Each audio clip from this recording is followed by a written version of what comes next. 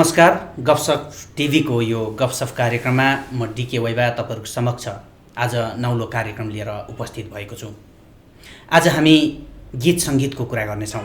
आज हामी मनोरञ्जनको कुरा गर्नेछौँ।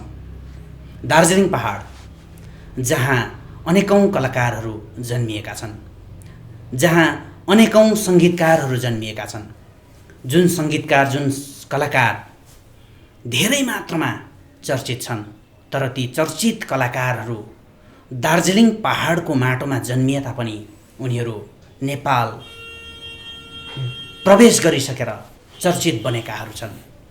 दार्जिलिङको भूमिले जन्मेका कलाकारहरू नेपालको माटोमा पाइला टेकिसकेपछि मात्रै उनीहरू विश्वमा नाम कमाएका छन्। दार्जिलिङ पहाडका अनेकौँ कलाकारहरूले कालजयी गीतहरू दिए पनि ती कलाकारहरू दार्जिलिङको माटोमा अनन्तका निम्ति बाँच्न पाएनन्। उनीहरू नेपालको माटोमा गएर बाँचे। त्यही दार्जिलिङ पहाडको मङ्पू एउटा सानो गाउँ जहाँ विश्व प्रसिद्ध विश्वकवि रवीन्द्रनाथ ट्यागोरले पाइला टेकेका हुन्।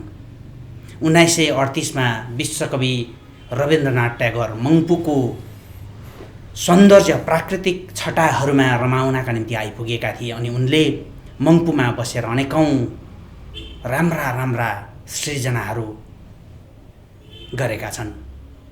त्यही मङ्पू जहाँ कालजयी गीत गाउने अरुणा लामा, स्वर सम्राज्ञी अरुणा लामाले जन्म लिएकी हुन्। आज त्यही मङ्पूको माटोमा जन्मेका अर्का उम्दा कलाकार,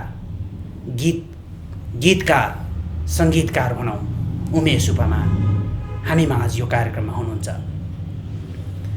नवोदित उम्दा कलाकार, उम्दा गीतकारका रूपमा परिचित बनिसकेका उमेश उपामालाई गफसफ कार्यक्रममा हार्दिक स्वागत जनाउँदछु। स्वागत छ तपाईँलाई। Thank you. नमस्ते।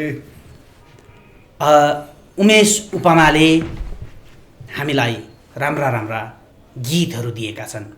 नेपाली सङ्गीतको भण्डारमा उमेश उपामा अहिले युवा जमातमा, अहिलेको पुस्तामा एउटा चर्चामा आइरहेको नाउँ हो।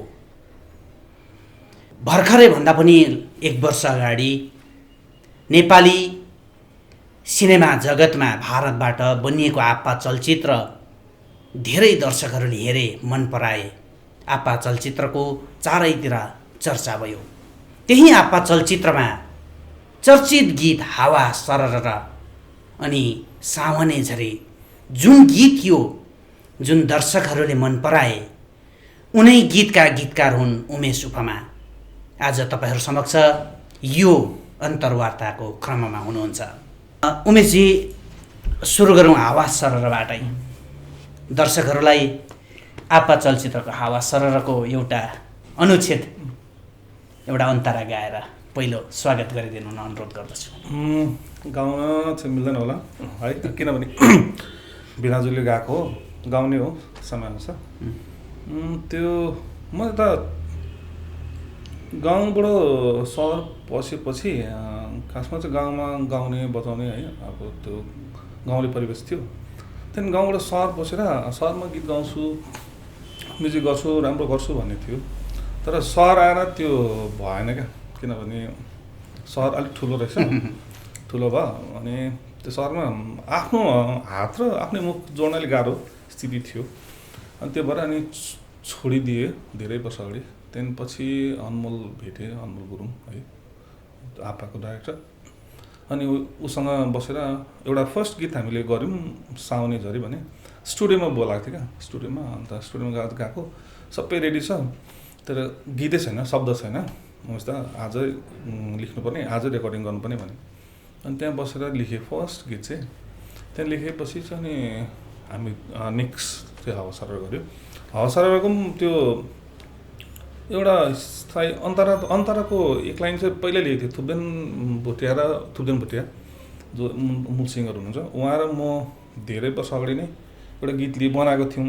अनि थुप्देनले चाहिँ भनेको थियो म गाउँछु सालो, अनि यो कम्प्लिट गरिदियो भने। अनि म त्यति बेला त्यो ध्यान गएन, किन गीत गर्दैन, म अब आफ्नो प्रकाशन छ होइन, पब्लिकेसन हाउसलाई सम्हाल्नुपर्ने, नेपाली लिटरेचरमा त्यसले फोकस गरेर काम गर्छु भन्ने भएर पब्लिकेसन हाउसलाई सम्हालिरहेँ। त्यहाँदेखि योपालि चाहिँ ठ्याक्क त्यो मिल्यो क्या, अब यो हातमा त्यो हावासर लेख्दाखेरि अनि त्यो पुरानो अन्तरा पनि त्यहाँ जोड्यौँ अनि गीत बन्यो, एकदमै राम्रो लाग्यो। मतलब विशेष दर्शकहरूले मन पराइदिएकोमा एकदम खुसी छु, थ्याङ्क यू। हावा सरर र सावने झरीको हामीले यहाँ चर्चा गऱ्यौँ, तर हामी हावा सरर र सावने झरीको चर्चा गर्नभन्दा अर्कै रूपमा हामी यहाँ छौँ। हामी छौँ मुटुमिची। हजुर दर्शकवृन्द, मुटुमिची नेपाली साङ्गीतिक चलचित्र भनेर नामकरण गरिएको छ। भर्खरै सार्वजनिक भएको यो नेपाली साङ्गीतिक चलचित्र हो मुटुमिची। मुटुमिची जुन गीत छ सार्वजनिक भर्खरै भएको, त्यो गीतको गीतकार अनि गीतलाई शब्द पनि उमेश उप्पमाले दिएका छन् भने त्यस गीतलाई उमेश उप्पमाले आफ्नै स्वरमा गाएका छन्। त्यो गीत पनि हामी चर्चा गर्नेछौँ। त्योभन्दा पनि महत्त्वपूर्ण के हो भने नेपाली साहित्यमा विशेष रूपले रस भिजिसकेका उमेश उप्पमा एकजना प्रकाशकको रूपमा पनि चर्चित छन्। गीतकार गायक उनको अर्को रूप हो, तर उनी नेपाली साहित्यमा गीतकारका उनी प्रकाशकका रूपमा आउनभन्दा अगाडि नै उनी गायक बनिसकेका थिए। तिम्रै सम्झनामा हुनसक्छ 2004-05तिरको कुरा होला, तपाईँको एल्बम 2004-05तिर नै आइसकेको थियो, तपाईँ प्रकाशकको रूपमा आउनुभएको थिएन, त्यो बारे पनि अलिकति चर्चा गरौँ न। 2003-05तिर हो। मेरो दुईजना साथी थियो, एकजना साथी त बिते पनि एक्सिडेन्ट भएर होइन, अनि उसलाई म एकदम सम्झना गर्छु, मनोज तामाङ, जो राम्रो म्युजिसियन थियो, भायोलिनिस्ट पनि हो, ऊ एक्सिडेन्ट भएर बित्यो उसको। अर्को साथी प्रकाश थियो जो सिलगढीमा छ अहिले। अनि हामी त्यति बेला उमेर सानो अनि त्यो जोस धेर अनि के काम गरौँ भनेर अनि त्यो एल्बम निकालेको थियौँ। अन्त एल्बम राम्रो भएको थियो, मान्छेले मन पराइदिएको थियो, तर अब त्यसलाई निरन्तरता दिने क्रम चाहिँ भएन। अन्त म म्युजिक चाहिँ गरिरहेँ, के अरे साधना चाहिँ गरिरहेँ। रागेश्वरी कला निकेतन छ जो स्कुल, म्युजिक स्कुल, जसको प्रबन्धक हुनुहुन्छ युगेन्द्र घतानी। अन्त युगेन्द्र घतानी सरको अन्डरमा म्युजिक सिकिरहेँ, तर उता त्यो स्टेजतिर भयो कहीँ गाउने जान त्यसो चाहिँ गरिनँ। अनि त्यही दिन आएर चाहिँ प्रकाशक कसरी बन्यो भने पनि खासमा चाहिँ हामीले एउटा विचलन लेखन भनेर घोषणा गऱ्यौँ त्यति बेला साथीहरूसँग मिलेर। आदरणीय कवि दाइ हुनुहुन्छ सुधीर छेत्री, उज्जवल बमजन कवि, मनोज बोगटी साथी है, अनि सुरज रोसोरी, अनि त्यो हामी चिया खाएर गफ गर्दै गर्दा विचलन लेखन त्यो त्यति बेला गर्नु के नेपाली साहित्यमा के गर्नुपर्छ भन्ने भयो, जोस थियो। अब गाउँबाट आएको होइन, एकदम पुरा जोस थियो। अन्त के गर्ने भनेर चाहिँ नि त्यो हामीले विचलन लेखनलाई गऱ्यौँ, घोषणा गऱ्यौँ। अनि त्यहाँबाट फेरि सुरु भयो। अनि त्यो सुरु भयो लेखन पनि। त्यति बेला फेरि एउटा मनमा खट्क्यो के भने चाहिँ हामीले छाप्ने चाहिँ कसरी, अहिलेसम्म नेपाली पब्लिकेसन किताब कहाँ छापिँदैछ भन्दाखेरि चाहिँ हाम्रो आफ्नो प्रकाशन छैन, हामीले नेपाली साहित्य संरक्षण कसरी गर्ने। अब किनभने सबै विधामा काम भइरहेको छ, तर डकुमेन्टेसन भन्ने कुरो के पनि छैन क्या नेपालीमा। अब हाम्रो दार्जिलिङमा पहिलादेखि गरिरहेको छ होइन। पिताजी कार्तक सरले हिलेन्स भन्ने ब्यान्ड थियो होइन, ब्राइन सरको गीतहरू छ, ब्राइन मुक्तन सरको तुलसी गजमा गीत छ, असारे महिनामा त एउटा त चल्यो, अरू गीतहरू त धेरै छ होला नि त होइन, त्यो निकाल्नु पर्ने हो। अशोक राई सरको गीतहरू छ होइन, अरू कुमार सुब्बा सर अब त्यो गनेर क्या अब साध्य छैन, तर हामीले टिप्नुपर्छ आजको दिनमा।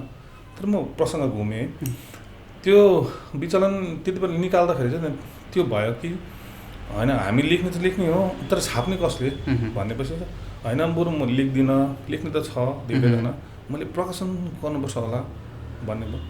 अनि मेरो एउटा मोटिभ थियो, त्यो चाहिँ के भने मलाई प्रत्येक दिन एउटा भानुभक्त जन्माउँछु, म प्रत्येक दिन एक दिन एउटा घाँसी बन्छु भन्ने थियो क्या। अनि मेरो जीवनमा म भानुभक्त होइन, मेरो जीवनमा चाहिँ म घाँसी भएर बाँच्छु भनेर चाहिँ त्यो स्टार्ट गरेर अनि प्रकाशनमा लाग्यो। प्रकाशनमा लागेर अनि अब धेरै अडचनहरू पनि छ, तर राम्रो राम्रो किताब पनि हामीले पब्लिस गऱ्यौँ, जसमा इन्द्रबहादुर राई सरको अन्तिम किताब पनि हामीले पब्लिस गऱ्यौँ होइन।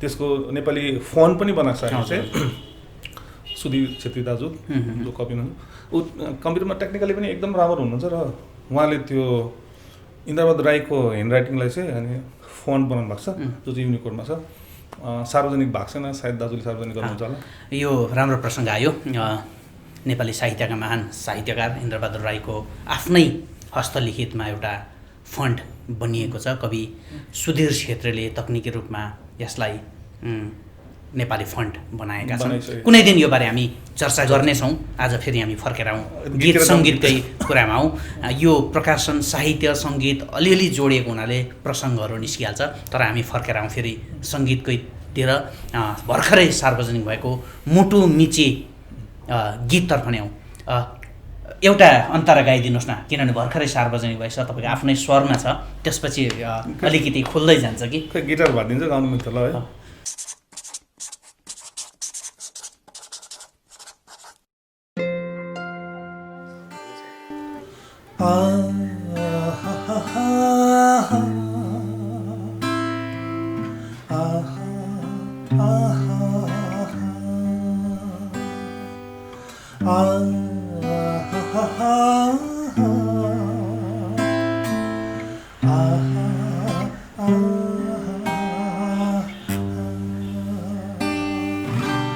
गीत चाहिँ अब माउन्टेन स्टोरिज नै गएर सुनिदिनु होला थ्याङ्क यू यति नै गाउँ किनभने सुनिरहनु भएको छ नि है तपाईँ हुँदैछ बादमा गाउँला गाउनेपट्टि होइन विशेष किनभने गीत सार्वजनिक गरिरहेको छ है अनि कस्तो भने मलाई चाहिँ एक थरीको नोस्टाल्जिक फिल भइरहेछ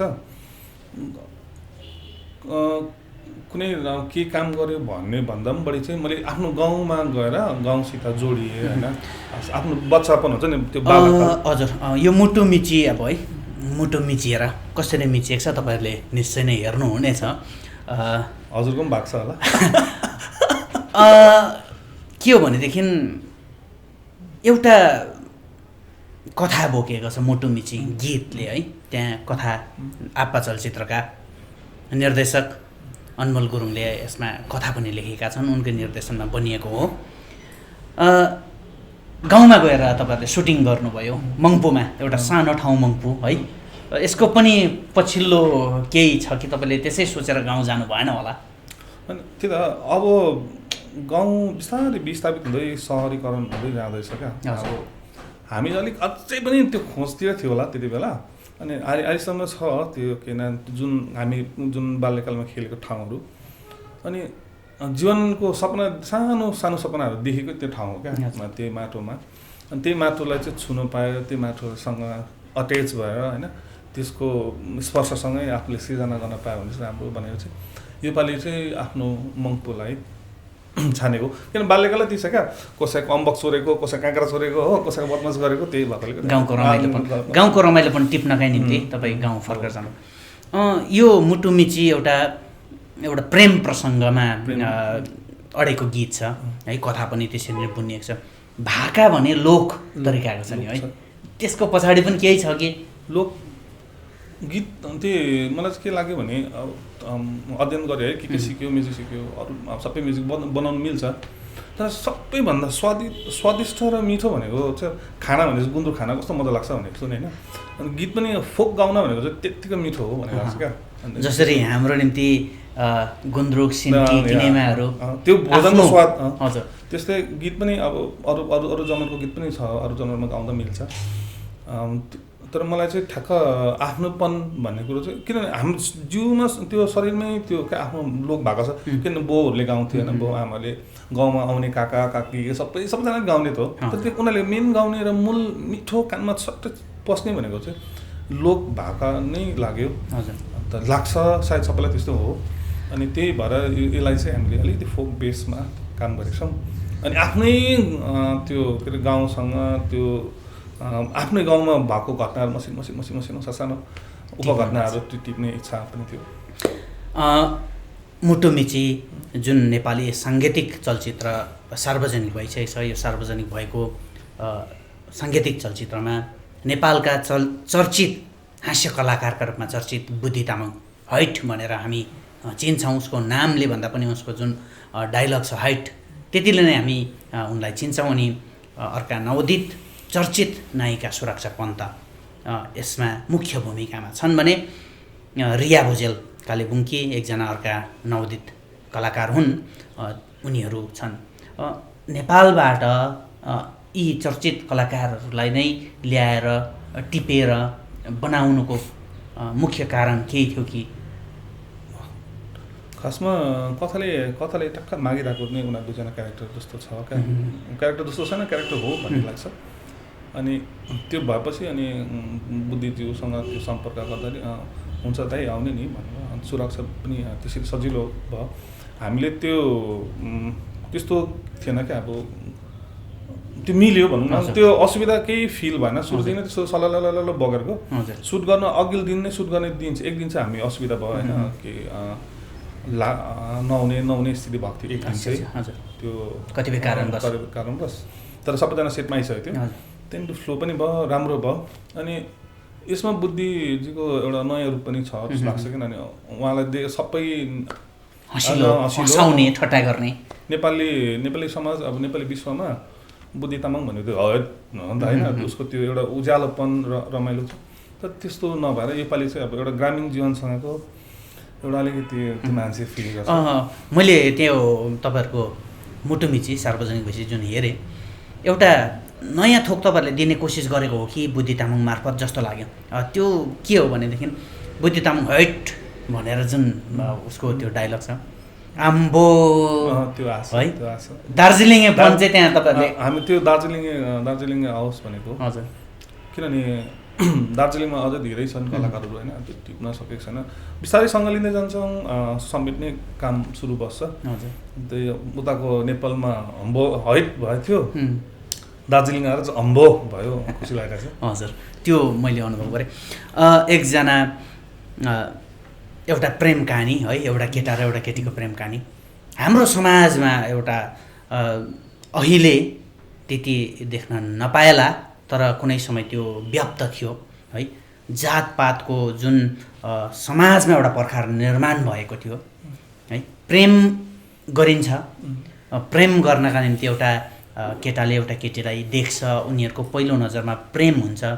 त्यसपछि उनीहरूले केही नसोचिकन प्रेम गर्छन्। तर जब उनीहरूको समय बित्दै जान्छ, वैवाहिक बन्धनमा उनीहरू बाँधिनुपर्ने अवस्था हुन्छ, त्यति बेला त्यो समाजमा जुन एउटा जातपातको प्रथाले गर्दाखेरि उनीहरूको प्रेममा पनि बाधा सृजना भइन्छ। त्यही कुरालाई नै कथाले मुख्य रूपले बोक्न खोजेको हो कि? त्यसरी ठ्याक्क भन्न मिल्दैन है। दार्जिलिङ जस्तो हामी त बगानमा बस्छौँ होइन, प्लान्टेसन जस्तो मेरो मगर हो, मेरो घर यहाँ छ, यहाँ यताले डुक्पा गर्छ, त्यहाँको मुनि मुखिया गर्छ, त्यो मुनि अलिक मुनि गुरुङको गर्छ। हामी त्यसरी अब भनौँ न एउटै गाउँमा थुप्रो जातपात डुक्पा घरमा लामा पर्दाखेरि हाम्रो जो ढोक जान्थे होइन। अनि हाम्रोमा बाहुन पऱ्यो भने अनि उनीहरू आएर उनीहरू पनि के भन्छ बस्यो।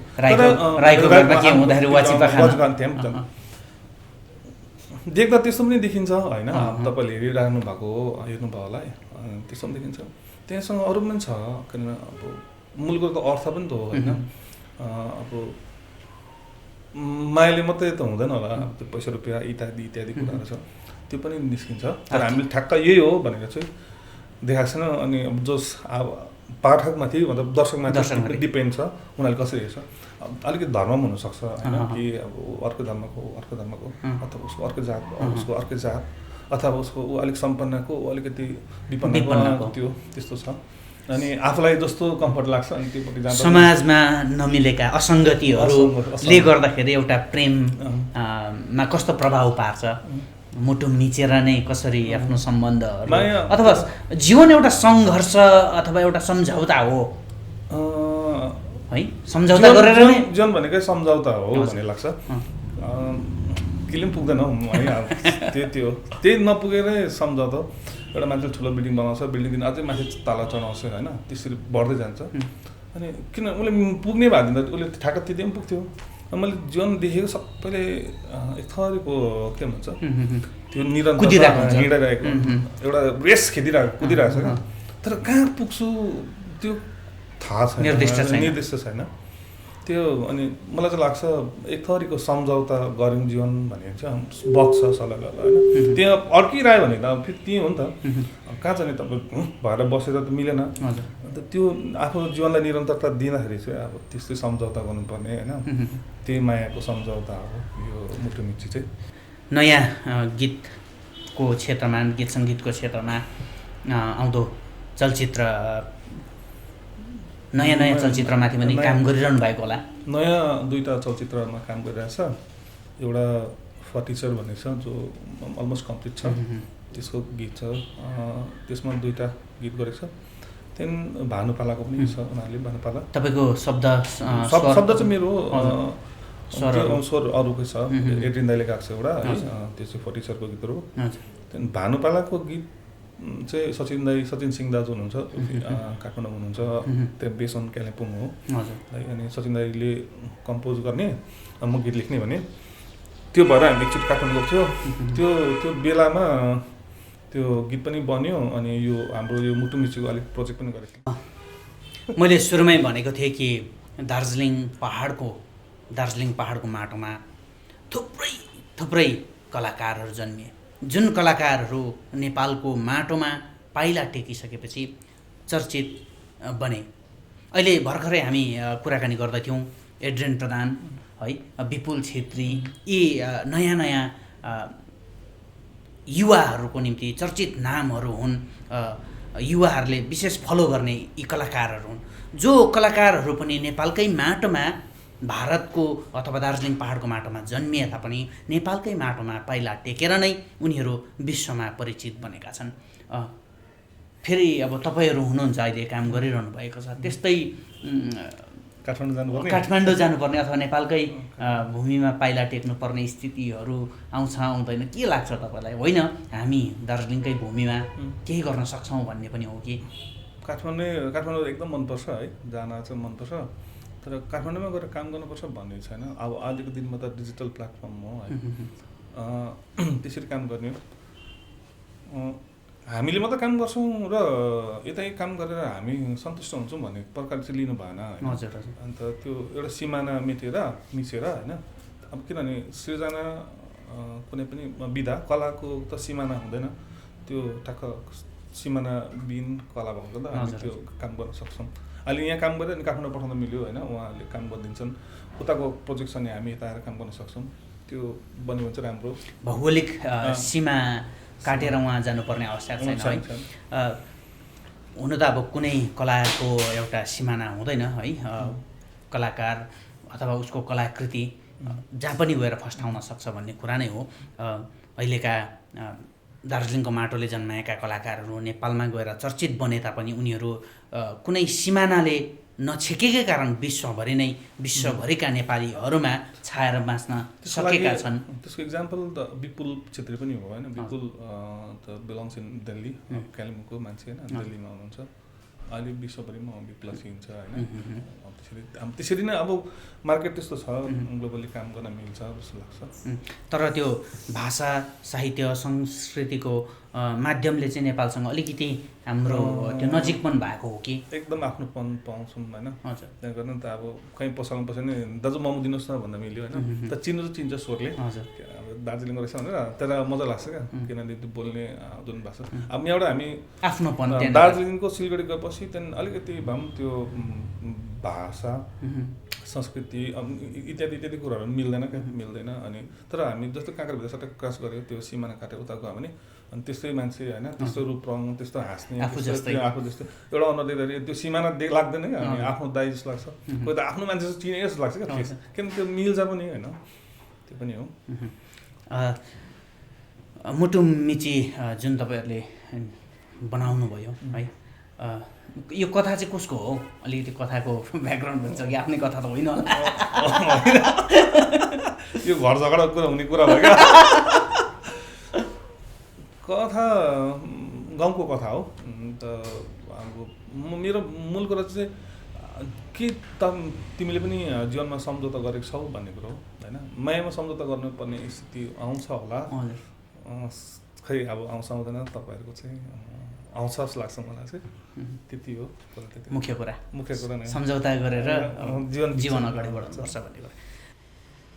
मुटुमिची नेपाली साङ्गीतिक चलचित्रका गीतकार, उनै शब्दलाई स्वर दिएका उमेश उप्पमाले गफसफ टिभीको यो गफसफ कार्यक्रममा महत्त्वपूर्ण समय हामीलाई दिनुभयो। दर्शकवृन्दले यो मुटुमिची युट्युब माउन्टेन इन्टरटेनमेन्ट च्यानल मार्फत हेर्न सक्नुहुनेछ। तपाईँले हेरेर आफ्नो प्रतिक्रिया राख्न सक्नुहुनेछ। जतिसक्दो तपाईँले हेरिदिनुहोस्, आफ्नोपन आफ्नो कथा प्लिज हेरिदिनुहोस् पाउनुहुन्छ भन्ने मलाई लागेको छ। तपाईँले हेरिदिनुहोस्। तपाईँको स्वास्थ्य सुझाव उहाँहरूलाई आवश्यक छ। उनीहरूको कला कस्तो छ, उनीहरूको प्रयास कस्तो छ, यो तपाईँहरूको स्वास्थ्य सुझावले नै उनीहरूलाई अझ काम गर्ने ऊर्जा मिल्नेछ भन्ने हामीले अपेक्षा राखेका छौँ। तपाईँहरूको स्वास्थ्य सुझाव आयो भने आगामी दिनको कार्यक्रमहरूमा उनीहरूले के कस्ता सुधारहरू गर्नुपर्ने हो, के कस्ता नयाँ कार्यक्रमहरूमा नयाँ तकनिकीको प्रयोग गर्नुपर्ने हो कि कलाको क्षेत्रमा कस्तो काम गर्नुपर्ने हो, तपाईँहरूको सुझाव नै हाम्रो निम्ति महत्त्वपूर्ण बन्नेछ, कलाकारको निम्ति ऊर्जा बन्नेछ भन्ने हामी ठान्छौँ। यसकारण तपाईँको सुझाव हामी अनिवार्य रूपले लिन चाहन्छौँ। तपाईँको सकारात्मक अथवा नकारात्मक दुवै पक्षको सुझावहरू हामी खुल्ला हृदयले लिन्छौँ। तपाईँहरूको नकारात्मक सुझाव पनि उनीहरूको निम्ति ऊर्जा बन्नेछ। किनभनेदेखि तपाईँहरूले नकारात्मक सुझाव दिनुभयो भने हामीले यहाँ गल्ती गरेका रहेछौँ भन्ने उनीहरूलाई थाहा हुनेछ र ती गल्तीहरू भविष्यमा सुधार गरेर नै उनीहरू अगाडि बढ्नेछन् भन्ने हामीले ठानेका छौँ। आज महत्त्वपूर्ण समय दिनुहुने युवा गीतकार, उम्दा गीतकार, गायक, प्रकाशकको रूपदेखि अर्को रूपमा तपाईँहरूले उमेश उप्पमालाई चिन्नुभयो। उनी उप्पमालाई हामी फेरि पनि यो कार्यक्रममा हार्दिक आभार व्यक्त गर्दछौँ। धन्यवाद। Thank you. विशेष तपाईँलाई धन्यवाद, मलाई समय दिनुभयो। Thank you. धन्यवाद दर्शकवृन्द।